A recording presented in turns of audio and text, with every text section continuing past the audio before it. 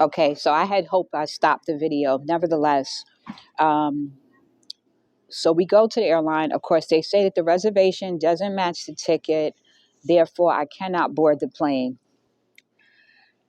So, I was upset. But I stayed calm because, what you going to do? You can't be flipping out and carrying on. So I tried to talk to them. I explained that I had changed my flight. Um, they were not willing to do anything else. So I ended up not getting on the flight. They didn't have another flight out.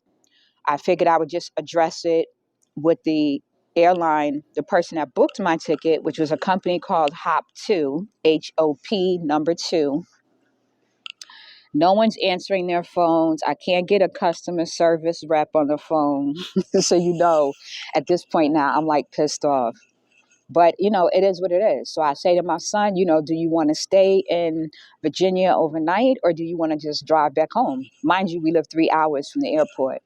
My son is like, Mom, let's just go back home, because we have a budget that we're working with. So my logic was I can spend a half a tank of gas and drive back home, or I can stay at the airport and stay at a local hotel near the airport and hope that they book me on a flight for the next night. So let me go home. So I go home, I drove halfway, he drove the other half. I got to sleep in my bed, strategized, got up that morning. Oh, let me rewind. On the way home, we finally get an agent on the phone. He tells me that he's going to have this corrected. He's going to send this into the airline for approval to have my reservation match my ticket for the next flight. And I should be good to go for the next night. So I'm like, fine. I can go a day later. Calling all day.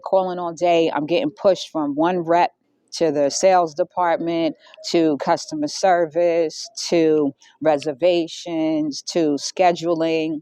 Finally, I get a gentleman on the phone. This company appears to be run by, I don't know if it's run by Indians, but there are definitely a lot of Indian people that work there. So they were very helpful. He knew what he was talking about. He basically told me that I would have to pay to change my flight. He gave me a couple of options. He's like, you could cancel your flight completely, um, or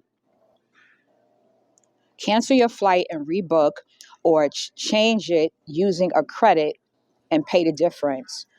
So of course, if I book it completely, I'm paying a whole nother fare, and the fares have gone up since the time I booked. So I chose to change the flight. So I changed the flight. I'm going to stop here. We have some people passing, and I want you all to be able to hear this.